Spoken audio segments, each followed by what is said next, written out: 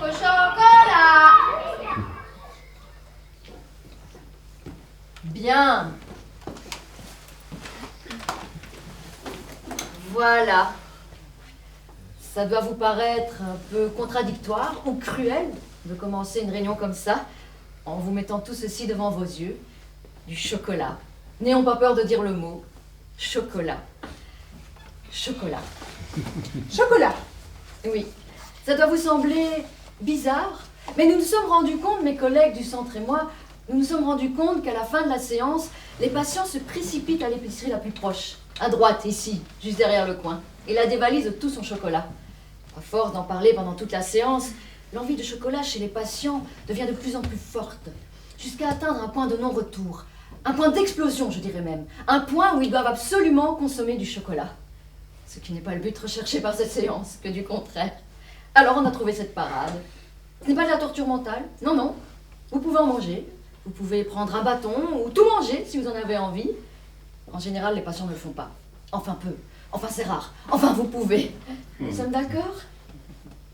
Bien.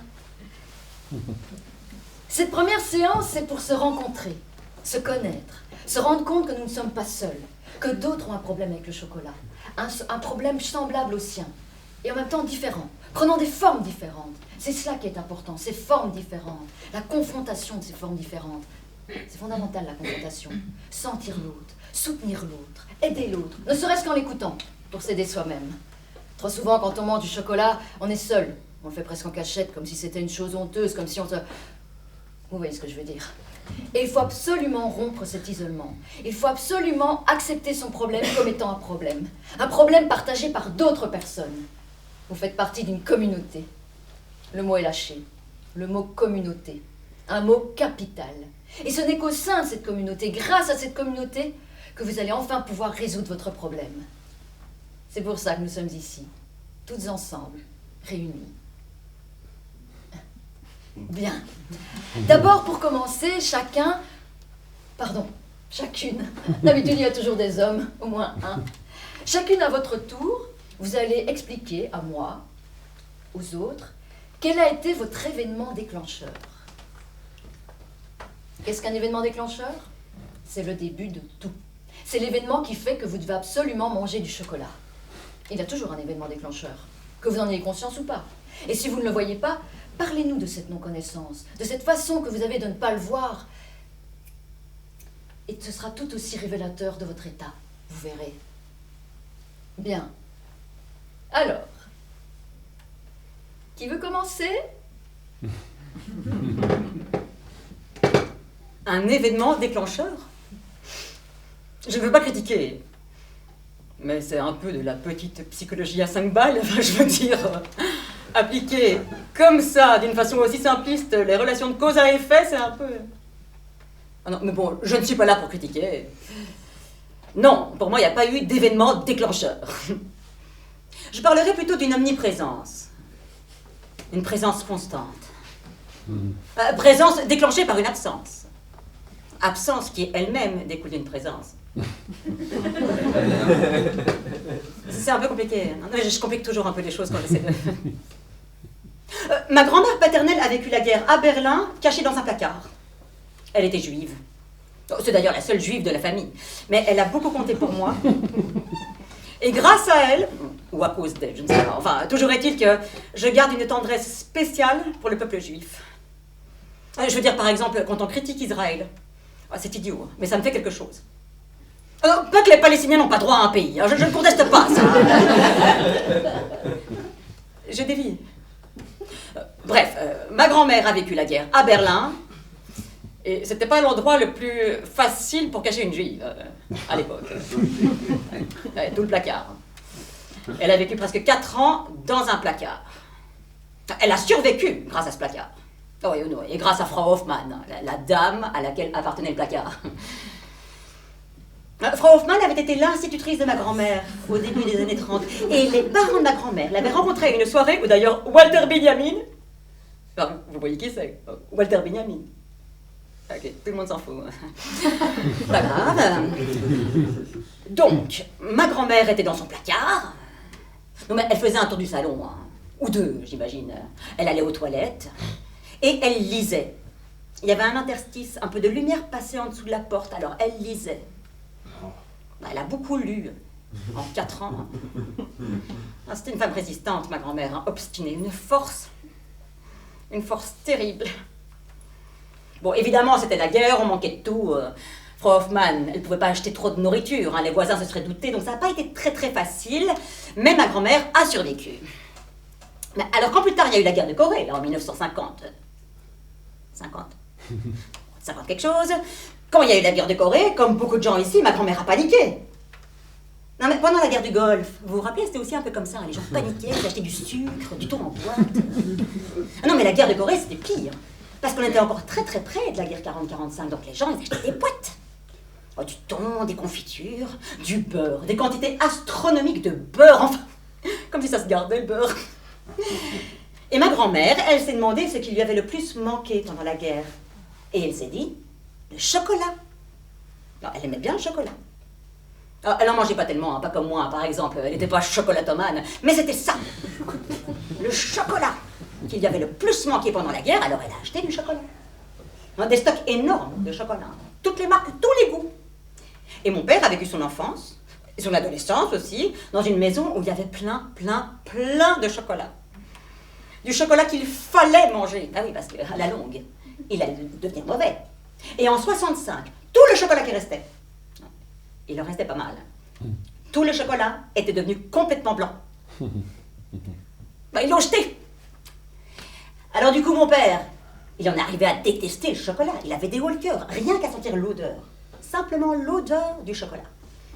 Par exemple, quand il passait près de la gare du Midi, là où il y avait les usines Côte d'Or avant, ça sentait le chocolat. Eh bien, mon père était malade, blême. Et chez nous, à la maison, il n'y avait pas de chocolat, on n'en achetait jamais. Et je me souviens bien, déjà toute petite, par exemple, à l'anniversaire de ma cousine. Alors, pour la petite histoire, ma cousine, c'est la demi-sœur de... Comment elle s'appelle? Enfin, c'est sa demi-sœur. Bon, bref, quand j'étais petite, moi, je mangeais du chocolat, voilà. Et je le faisais en cachette. Parce que je voulais surtout pas que mon père me voie ou sache que je le faisais. Alors évidemment, je me sentais coupable. Évidemment, plus je me sentais coupable, plus j'en mangeais, etc., etc., etc. Voilà. Mais pas d'événement déclencheur. Hein. Pas de... vous voyez ce que je veux dire. Moi, je pourrais pas raconter mes problèmes. Je parle pas. Je suis pas là. Je suis dehors. Le monde est autour de moi. Il me touche pas. C'est comme un film que je regarde. Parfois, j'ai mal. Tout le monde a mal, parfois. Mais c'est pas moi qui a mal. C'est une autre que je regarde comme un film. Et le chocolat? Quoi, le chocolat? Tu manges du chocolat? Oui, du chocolat. Je suis pas intellectuelle, je suis pas conne. Et je sens les choses. Mais je lis pas, je vais pas au cinéma, j'ai pas fait des études, pas le temps. Je connais pas grand-chose, sauf le chocolat. Ça, je connais très bien, le mieux possible. Les marques, les couleurs, les goûts, tout. Vous saviez que depuis que les Suisses ont repris Côte d'Or, le goût du chocolat au lait a un peu changé, un peu plus doux. Personne n'a remarqué? Personne n'a dit, sauf moi. Vous saviez, vous, que les femmes qui travaillent dans une chocolaterie deviennent stériles? Après, quand elles arrêtent de travailler, il n'y a plus de problème, ça revient, elles peuvent faire des enfants. Mais pendant qu'elles travaillent là, il y a quelque chose dans les fumées qui empêche l'ovulation. Vous saviez ça, vous? Il y a des gens qui, s'ils sont en manque, des gens qui sentent le chocolat à 100 mètres. Et le chocolat en soi ne fait pas grossir, mais c'est le sucre et le lait. Le chocolat noir ne fait absolument pas grossir. Et les Indiens d'Amérique du Sud, ils mélangent le chocolat avec un alcool de racine pour faire une potion magique. Et depuis des siècles, à Rome, les papes, avec leur café, ils mangent des petits cubes de chocolat noir, très noir, plus que 80% cacao, qu'ils saupoudrent avec du poivre vert. Vous saviez ça, vous? Et le chocolat, pour les chiens, c'est un excitant sexuel. Et pour les souris blanches, pas les grises, juste les blanches, C'est un poison. On a essayé d'interdire plusieurs fois le chocolat en Suède parce qu'on le considérait comme une drogue. Et à Haïti, les esclaves avaient interdiction d'en manger. Sous peine de mort. Vous saviez? Et vous saviez qu'il existe 207 liqueurs de chocolat, 7 bières au chocolat et 8 mélanges avec de la crème et un alcool. Et que le chocolat facilite en fait le transit intestinal. Et que la formule chimique du cacao est une des plus longues qui soit pour un aliment. Personne sait ça. Sauf moi. Mais tu vas arrêter d'en manger du chocolat. Oui. Pourquoi? Comment? Pourquoi? Bah oui, tu as l'air de trouver ça très bien. Tu parles comme si le chocolat prenait toute la place dans ta vie. Et alors? Pour moi non plus, il n'existe pas ce... Comment vous disiez déjà? Moment créateur? Ah, oui, événement déclencheur. Non, je n'ai pas connu de moment, d'instant où j'ai commencé à manger du chocolat. J'ai toujours mangé du chocolat. Trop de chocolat. Beaucoup trop, toujours trop. J'ai toujours... Il faut dire que j'ai toujours été boulimique. Et anorexique aussi. Alternativement, en fait. Boulimique 6 mois par an et anorexique le reste. C'est pas aussi régulier, mais presque. Mais aujourd'hui, je vais mieux. Je contrôle la situation, je me maîtrise. J'ai fait une analyse et ça va beaucoup mieux. Quoique. Sauf pour le chocolat, évidemment. Ça, le chocolat, je ne contrôle pas. Plus. Je ne contrôle plus. De moins en moins, en fait. C'est pour ça que je suis là, ici, avec vous. Oh, bien sûr, je ne suis pas devenue mademoiselle parfaite parce que j'ai fait une thérapie. Non, je suis toujours aussi malheureuse. Quoique non, pas malheureuse. Malheureuse, c'est pas le mot. Mal dans ma peau? Ou bien je... Enfin, vous voyez ce que je veux dire. Oui, mais non, maintenant ça va mieux. Je maîtrise mon malaise, je le domestique. Bon, la douleur est toujours là, en moi, très clair. D'ailleurs, on a presque l'impression de s'être fait rouler à la fin d'une thérapie. N'importe quel type, freudien, analyse transactionnelle, n'importe quoi. À la fin, on se dit, quoi, c'est tout? Mais c'est pire qu'avant, en fait. Non, parce qu'avant, on avait une sorte d'insouciance. Et aujourd'hui, on souffre consciemment. Vous comprenez? Et l'entourage, oh, qu'est-ce que ça peut foutre en l'air, votre entourage? Mon père, par exemple. On parle souvent du père, vous avez remarqué? Mon père a toujours été très gentil. Il était veuf, ma mère est morte quand j'étais bébé, un accident de voiture, un bus l'a embouti, bon, soit. Mon père a toujours été très gentil, prévenant. Trop. Quand j'étais petite, ça m'étouffait. Et puis après, ça a été pire. Ah, c'était épuisant, ce père toujours derrière moi. Faire attention, à me surveiller, à traverser la rue, ne pas aller de travers, et la jambe, qu'est-ce qu'il m'emmerdait avec la jambe.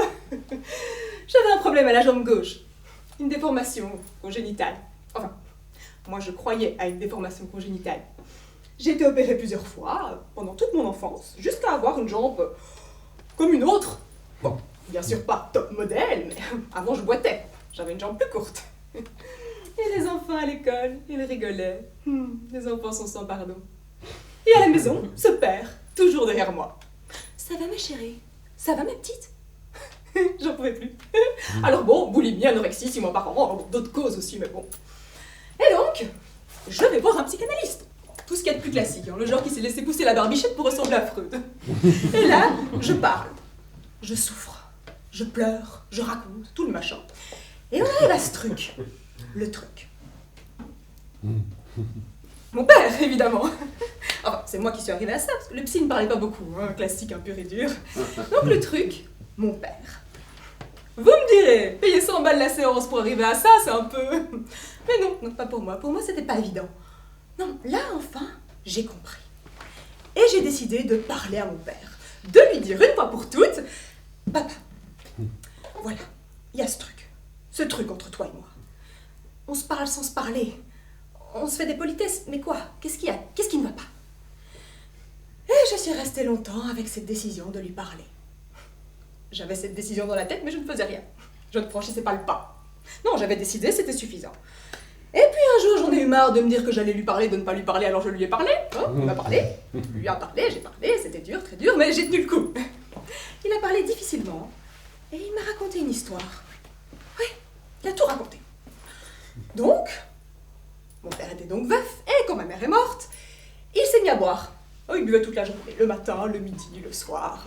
Et il s'occupait de moi, et il m'a m'amenait à la crèche, me donnait à manger, me longeait, et puis un jour, il m'a déposé sur le sol, sur une couverture avec un hochet, le temps que je me fatigue. J'avais quoi, 5-6 mois, j'étais bébé. Et il a bu du whisky. 1 verre, 2 verres, 3 verres, 6, 7. Il était bourré, complètement. Et puis j'ai pleuré, donc il s'est levé. Il a fait un pas en avant vers moi et il a marché sur ma jambe. Il est très grand, très lourd, mon père. Donc il a fallu m'amener à l'hôpital et jusqu'à 17 ans, j'ai boité. Voilà, maintenant je savais, et mon père savait que je savais, et alors, ça m'a fait quoi de savoir? Mais rien. Enfin, quand même un peu. Ça m'a fait quelque chose, mais un petit peu, tout petit peu. Oui. Oui, mais comme je vous disais, maintenant ça va mieux, je ne suis plus boulimique. Enfin, moi anorexique aussi. J'ai juste des tendances, mais c'est rien que des tendances, ça c'est gérable. Mais c'est la psychanalyse en général qui m'a aidée. C'est vraiment le fait de la faire. D'y aller, de payer, de ressortir, qui m'a aidée. Et de savoir ça, cette histoire avec mon père, ça m'a aidé à quoi? Mon père, lui surtout, ça l'a avancé à quoi de savoir? Parce que maintenant il est encore plus mal à l'aise avec moi, encore plus prévenant, tout le temps. Maintenant il sait que je sais. Et donc sa culpabilité est décuplée et il me regarde comme un épagnol. Ça va ma chérie? Ça va ma petite? Toutes les 10 minutes. Ça va mon petit lapin? Je n'en peux plus. Maintenant il sait que je sais. Et donc il va devoir vivre toute sa vie avec ça et je crois qu'il me hait. Profondément. Maintenant je me rends compte. Mais bon, hein, je ne suis plus boulimique, plus anorexique non plus, alors bon. Est-ce que c'est mieux, hein? N'était-ce pas mieux l'insouciance? Et le chocolat, oui, le chocolat, mais ça reste, hein, j'en mange toujours autant qu'avant, même plus. J'ai des problèmes de foie, c'est pour ça que je suis là. Oui, parce que ça paraît un peu contradictoire de parler. Je sais que je parle facilement, je parle beaucoup, mais je sais pas, peut-être que c'était une erreur. Peut-être que j'aurais pas dû venir. Mais bon, il y a le gosse, et puis j'ai vraiment de gros problèmes de foie. Je ne vais quand même pas faire une cirrhose à cause du chocolat. Bon, d'un autre côté, il faut bien mourir. Autant mourir de ça. Autant rester barricadée, rester insouciante. Je sais pas, excusez-moi. 1, 2, 3, chocolat. 4, 5, 6 de la vaporise. 1, 2, 3, chocolat. 4, 5, 6 de la vaporise. Bien. Maintenant, nous allons passer au stade suivant. Ce que nous allons faire maintenant, toutes ensemble, c'est chercher, creuser en nous-mêmes, creuser dans nos vies. Nos vies? Pardon? Nos vies? Oui. C'est une façon de parler, bien entendu. Je ne suis que l'animatrice du groupe. C'est de vous qu'il est question ici, pas de moi. Ou alors par la tangente. De façon indirecte. Je m'implique, je suis un être humain, pas un robot tout de même. Mais le groupe, c'est vous. L'idéal, ce serait que je ne prononce pas un mot. Que je ne sois pas là, à la limite. Que vous fonctionnez ensemble, en vase clos. Vous verrez que c'est un idéal impossible à atteindre, tout au moins au début. Mais très vite, une dynamique va s'instaurer entre vous. Et cette dynamique va vous permettre de mieux percevoir, de mieux appréhender votre rapport au chocolat, de mieux voir comment le chocolat s'enracine dans vos vies. Excusez-moi. Excuse-moi, on se tutoie ici. Il y a quelque chose que je comprends pas. Oui. Moi, j'ai un problème. C'est le chocolat. Ce que je veux guérir, c'est le chocolat. Le terme guérir n'est peut-être pas tout à fait adéquat. Ce n'est pas un furon tout de même. Je préférerais qu'on parle d'affrontement. Vous allez affronter un choc. C'est de cela qu'il s'agit. On doit parler de sa vie? De sa vie? Oui, c'est ce que vous avez dit. Que tu as dit. On va parler de sa vie, moi je peux pas. Ma vie, ça regarde personne, je veux pas guérir ma vie, je veux guérir le chocolat. Je t'entends très bien. Ton point de vue est légitime. Mais comment dirais-je? Simplement, je le dirais simplement, on n'a rien sans rien. Oui, mais j'ai payé. Pour moi c'est cher, c'est pas rien. Non, tu ne m'entends pas. Oui, je vous entends. Je suis pas sourde. Non, c'est pas ça que je voulais dire. Je ne parlais pas d'argent. Parlons d'argent. Osons en parler. D'habitude, on n'ose jamais parler d'argent. Mais ici, dans ce groupe, je veux qu'on soit clair avec ça. Si vous payez les séances, en fait, c'est principalement pour vous permettre de mieux accepter votre problème. C'est une épreuve, un sacrifice que vous devez franchir. Mais cet argent, ça vous permet de vivre. Oui, Évidemment, ça me permet de vivre. Mais bon, c'est de vous qu'il est question ici. Le groupe, c'est vous. Oui, mais c'est ça, la vraie raison. La vraie raison de quoi? Si nous, on vous paye, c'est pour que vous puissiez en vivre de ces séances. Pour vous, c'est un boulot. Pas seulement. Tu sais qu'il m'arrive de refuser les patients qui ne paient pas eux-mêmes? Ceux que veulent m'envoyer, ça arrive. Des institutions sociales, des familles, ce genre de choses. Parce que l'investissement n'est pas le même. Et alors? Et alors quoi? Il faut nécessairement investir, mettre de l'argent, sinon rien ne se passe. Oui, il faut quelque chose, oui. Il faut sacrifier quelque chose. Moi pas. Ah, je peux pas. Ma vie n'est pas gaie. J'ai eu des histoires, je veux pas les raconter. Ça regarde personne. Je te comprends. Je te comprends très bien. Mais ton attitude, que je comprends, n'est pas adéquate. Tu dois t'ouvrir. M'ouvrir? T'ouvrir à moi, aux autres, je veux dire au groupe et à toi-même. M'ouvrir? T'ouvrir, oui. Je comprends pas. S'ouvrir, c'est clair pourtant. Non, qu'est-ce que vous voulez dire exactement par ouvrir? Que tu veux dire. On se tutoie. Ça permet une meilleure dynamique de groupe. Ah non, moi je trouve pas. Pourquoi on se tutoierait comme ça, si vite? On se connaît pas, hein? C'est artificiel le vouvoiement. Ah, pas du tout. C'est la marque d'une distance. Et là, que vous le veuillez ou non, on est distante. Oh, peut-être qu'on va se rapprocher, peut-être. Mais maintenant, on est encore distante. Maintenant, c'est le tutoiement qui est artificiel. Stop. Ça ne va pas. On arrête tout. Je peux pas continuer comme ça. Comment comme ça? Vous êtes agressive. Exagérément agressive. Tout ce que je fais, tout ce que je dis, vous le contrecarrez. D'un autre côté, c'est incontestablement une dynamique de groupe. Je ne la condamne pas, je la constate. Mais je la trouve plutôt négative, votre dynamique de groupe. Alors on va tout recommencer depuis le début, en posant les questions originelles. Pourquoi êtes-vous venu ici? Ici, vous voulez dire dans ce groupe de thérapie? Oui. Pour le chocolat. Oui, c'est ça. Pour arrêter de manger du chocolat. Juste pour ça? Rien que pour ça, oui. Bien. Alors vous vous êtes trompé. Comment on s'est trompé? Oui. C'est pas la bonne adresse. Si votre problème c'est le chocolat et rien que le chocolat, alors arrêtez d'en manger du chocolat. C'est tout simple. Comment? C'est tout simple. Ah oui, vous cessez de penser au chocolat, vous cessez d'en acheter, vous cessez d'en manger. C'est tout. C'est complètement con. Évidemment que c'est complètement con. Ah, évidemment qu'il y a autre chose, que c'est pas juste le chocolat. Le chocolat, on aime bien. On aime bien le goût. On aime la douceur parce que c'est doux. Quand ça fond sous la langue, là, c'est comme rester au chaud dans son duvet le matin, après s'être réveillé. Mais si on en mange autant, c'est évidemment qu'il y a autre chose. Mais moi, cette autre chose, je ne veux pas qu'on y trifouille. Il ne s'agit pas de trifouiller, il s'agit de s'ouvrir. C'est le mot-clé ici, ouverture. Vous devez vous ouvrir. M'ouvrir? Nous avons tous mal, nous avons tous des histoires de vie plus ou moins pénibles, plus ou moins tristes. Nous avons tous des obsessions, des névroses. Mais c'est le premier pas, c'est ça qu'il faut faire. C'est ça. Oui, mais ouvrir. Qu'est-ce qu'il faut ouvrir exactement? Excuse-moi de te parler si franchement, mais je n'ai pas d'autre choix que de te parler franchement. Excuse-moi donc, mais tu joues à la conne. Et tu es beaucoup moins conne que tu voudrais nous le faire croire. Vous ne pouvez pas dire ça. Tu ne peux pas dire Non, ça. vous ne pouvez pas dire ça, vous la rabaissez. Mais non, je la rabaisse pas, au contraire, Oh, si, vous êtes trop... Stop!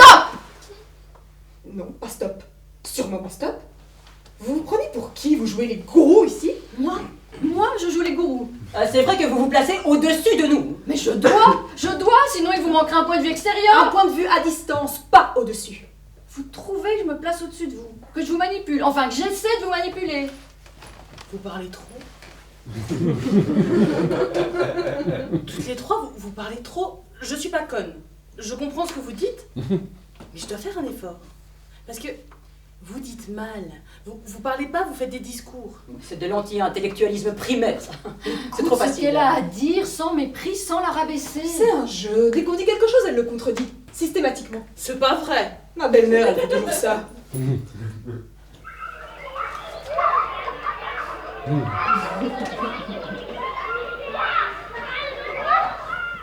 Bon, s'il vous plaît, nous ne sommes pas là pour nous critiquer l'une l'autre. Nous sommes là pour le chocolat.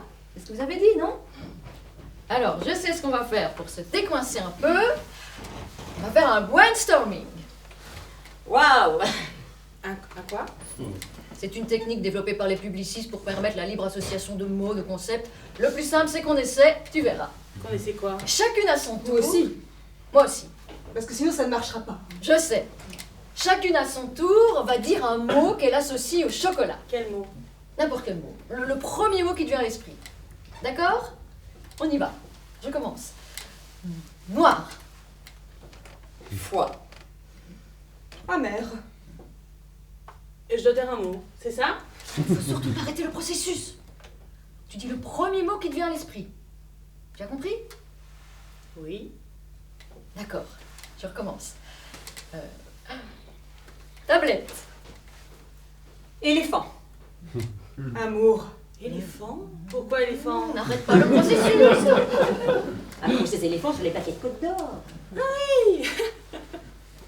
Bon, je dois trouver un mot. C'est ça. Tu réfléchis pas, tu dis le premier mot qui te vient à l'esprit.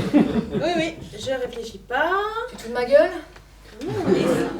C'est vous qui êtes agressive à présent. Non, je suis pas agressive. Si. Oui, évidemment, je suis agressive.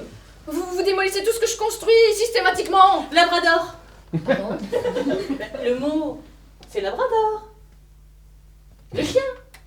Quand j'étais petite, je voulais 10 francs dans l'armoire de ma mère. Elle cachait sa monnaie dans un pot. J'allais me promener avec mon chien. À l'épicerie du coin, j'achetais une barre de chocolat. S'il faisait beau, je prenais du noir. S'il pleuvait, je prenais du au lait. C'est plutôt.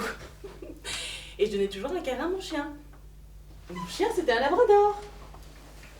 Il a eu le cancer. On a dû le piquer. Je le tenais dans mes bras quand le médecin l'a piqué. Puis je l'ai enterré. Dans un terrain vague. C'est interdit. Je m'en foutais. Après, tu as eu un autre chien? Non. Quand tu manges du chocolat, tu penses à ton chien? Non, c'est maintenant. Parce que vous avez fait ce jeu-là. Alors, j'ai cherché un mot. J'ai trouvé labrador. Après le décès de ton chien, tu as mangé plus de chocolat? Non. Toujours autant. Beaucoup. En fait, j'en ai beaucoup plus mangé à 19 ans. Pourquoi? Qu'est-ce qui s'est passé à ce moment-là? J'ai commencé à travailler. J'avais beaucoup d'argent. Enfin, plus qu'avant. J'ai pu acheter plus de chocolat. Et voilà un événement déclencheur qui vous passe sous le nez. Vous pouvez vous moquer. Il n'empêche le fait qu'elle se mette à travailler, ça... Ah mais non, elle vous l'a dit, c'est parce qu'elle avait plus d'argent, c'est tout. Vous n'aimez vraiment pas ce concept d'événement déclencheur. Évidemment qu'on ne l'aime pas. Il est ridicule. Moi, je m'en fous, je sais pas ce que c'est. Il existe, vous savez. Pour chacune de vous, chez chacune d'entre vous, il est là, enfoui. Vous ne le voyez pas consciemment, mais il est là, il vous bouffe de l'intérieur. Vous y croyez vraiment, hein, à votre truc? Évidemment que j'y crois, parce qu'il existe. Chez chacun de mes patients, je l'ai toujours vu ou entrevu. Ça prend du temps parfois, mais un beau jour il est là. Parce que c'est ça le chocolat, ça et pas autre chose. C'est une scène originelle que le chocolat vous permet de revivre. Et c'est cette scène originelle qu'il faut mettre à jour, résoudre.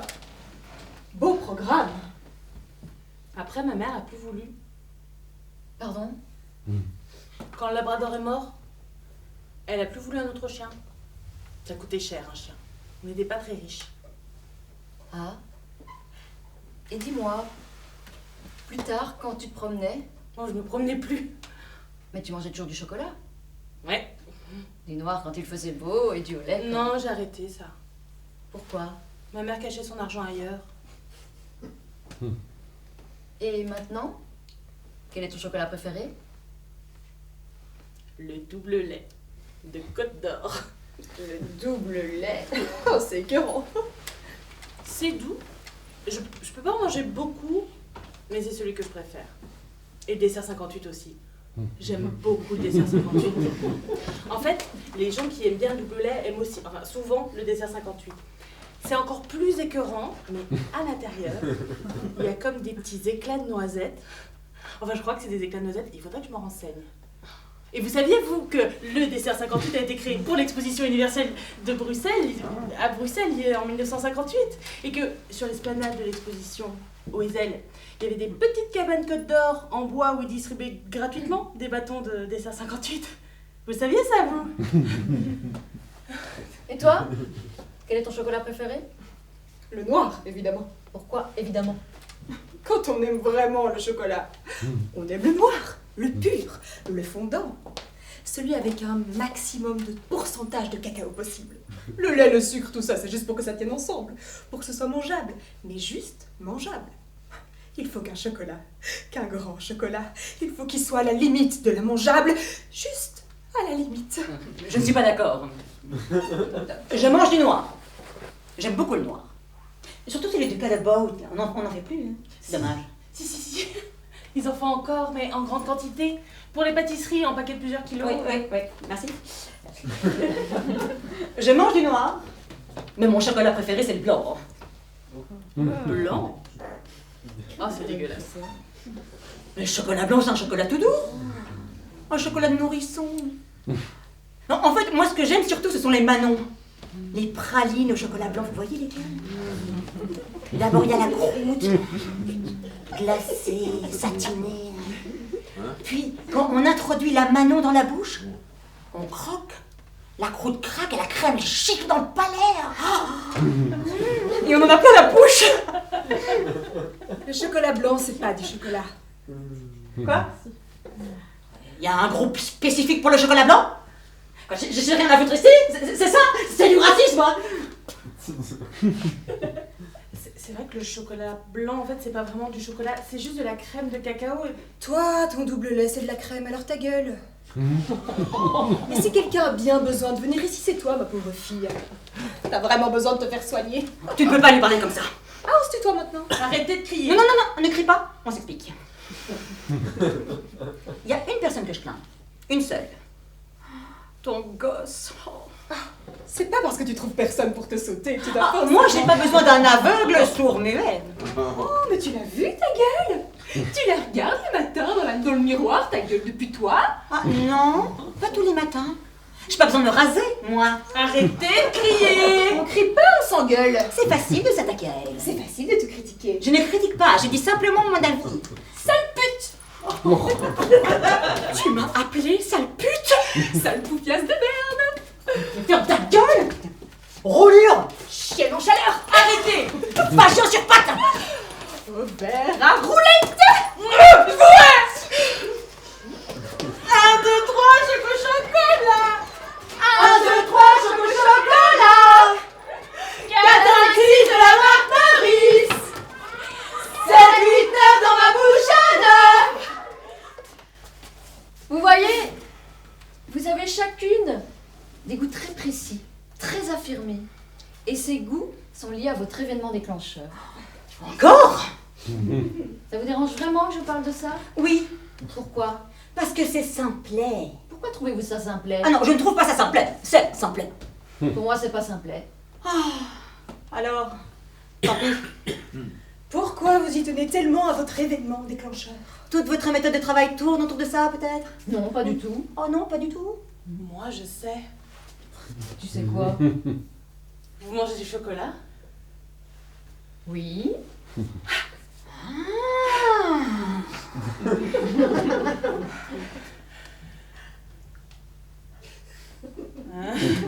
Vous avez suivi des thérapies pour ça? Oui. Mais le succès n'est pas assuré. Le succès n'est pas toujours souhaitable. Le mot succès, la notion même de succès n'est pas applicable ici.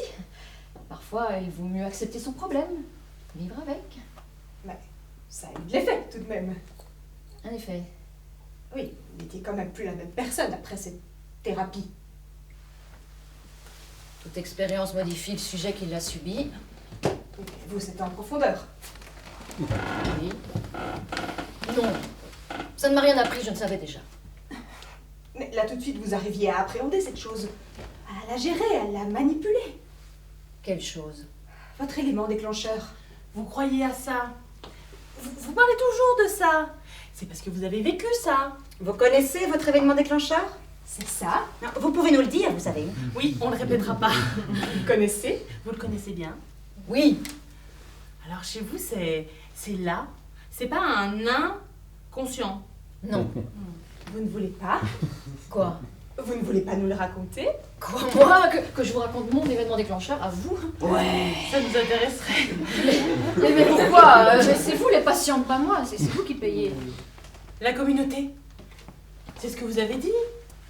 La communauté, une communauté, c'est être ensemble. Et c'est important, être ensemble. Enfin, je crois. Savoir qu'on n'est pas seul. La confrontation. Sentir l'autre. Soutenir l'autre. Écoutez, j'ai un rôle, j'ai un statut. Ici, tout se renverse. Vous ferez bien le coup du stop, mais j'ai même plus la force de faire le coup du stop, et puis je vous l'ai fait trop souvent. Si on en est arrivé là, c'est que c'est foutu. Terminé. On va chacune rentrer chez soi. Moi, je vais me coucher dans mon lit, et je vais regarder le plafond. Parce que j'ai une grande remise en question à faire. Je dois peut-être changer d'orientation, je sais pas. C'est peut-être une erreur, toute cette histoire de thérapie de groupe. Non. Non? Non.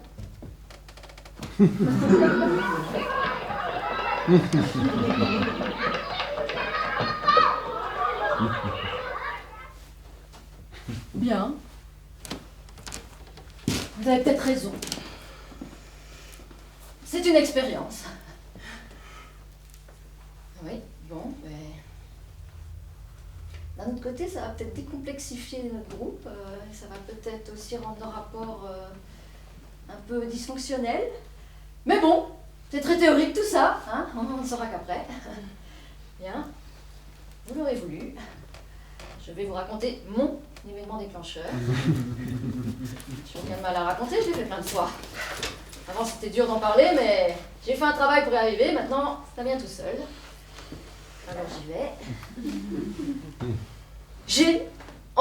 J'avais une sœur jumelle, fausse jumelle. On se ressemblait pas du tout, on était très différentes en fait. Moi j'étais une adolescente très sage pendant qu'elle se droguait. Elle a commencé comme tout le monde par fumer de l'herbe, puis très vite elle est passée aux acides, ce genre de choses, et pire. Elle avait des raisons. Un contexte familial que je ne développerai pas ici, ce serait trop long. Mais donc elle se droguait. Et moi je la condamnais, je lui faisais la morale, je refusais de lui parler. Et voilà. Elle ne voulait pas... Faut dire que j'avais remarqué, enfin plus tard, j'ai remarqué qu'en fait on nous avait monté l'une contre l'autre. Tout, partout. L'entourage, la famille, à l'école, partout. Bon, c'est maintenant que j'analyse ça comme ça. Avant, je voyais pas ça. Ah oui, je dois vous dire, ma chocolatomanie est tout à fait particulière. Je mange qu'un seul type de chocolat. Lequel? Le chocolat Jacques au lait. C'est dégueulasse, le Jacques. Oui. On n'en trouve plus. Je crois qu'il le fabrique. Plus. Si, on en fabrique encore. Mais c'est vrai que c'est rare. C'est pas le meilleur chocolat, loin de là. Parfois c'est très dur d'en trouver. C'est très dur, ça devient très difficile. Mais quand je n'en trouve pas, je mélange du Côte d'Or au lait avec du chocolat, céréales, fructose pour régime et de la coquille de Maims rouge. Avec ça, j'obtiens plus ou moins le goût du Jacques au lait. C'est pas tout à fait ça, mais c'est le plus ressemblant. Vous savez, avant, les jumeaux, on les habillait de façon identique. On les confondait, on s'en amusait même. Et c'était relativement névrosant pour eux, pour les jumeaux, je veux dire. Ma sœur et moi, c'était tout le contraire. Trop le contraire.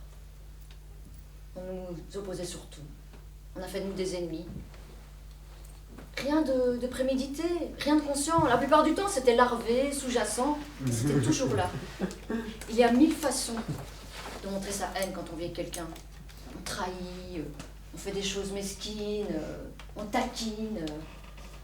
Quand ma sœur s'est mise à se droguer, je me suis éloignée d'elle. Ah non, c'est pas vrai. Je l'ai rejetée. J'en ai profité pour la rejeter. J'étais bien contente qu'elle se drogue en fait. Je devais plus la voir, je devais plus lui parler. Ouais. Parfois quelqu'un me disait ta sœur. Je répondais quoi? Quelle sœur? Comme si j'en avais jamais eu. Après j'ai fait des études de médecine. Je me suis spécialisée en médecine légale. J'adorais ça, la médecine légale. Vous êtes là, avec un corps devant vous, et vous devez découvrir ce qui a tué ce corps. Vous devenez une sorte de Sherlock Holmes. Dans la police, c'est ce qui se rapproche le plus de Sherlock Holmes.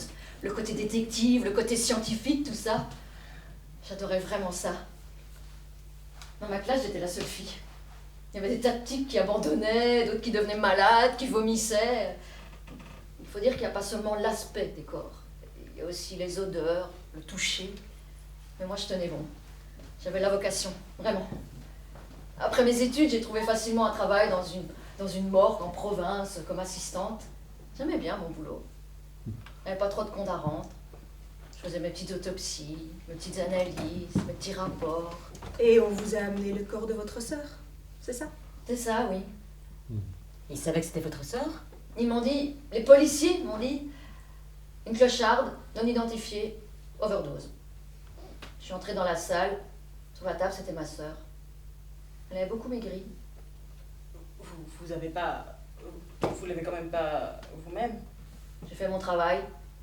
Plus tard, les gens, même les médecins, surtout les médecins en fait, ils m'ont demandé comment j'avais pu faire ça. Comment j'avais pu disséquer ma sœur jumelle, même si on était fausses jumelles. C'est vrai que d'habitude, un corps, c'est juste un corps.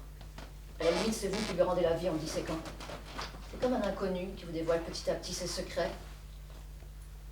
Quand c'est quelqu'un que vous connaissez, c'est tout à fait différent. C'est une personne dès le premier regard. Mais bon, à ce moment-là, ça me semblait aller de soi. Elle était là sur la table, j'avais un boulot à faire, je l'ai fait. J'ai d'abord retourné plusieurs fois le corps, toute seule. Elle était légère. J'avais un petit enregistreur. Normalement, les médecins légistes, enfin la plupart, ils font prendre leurs notes par un assistant.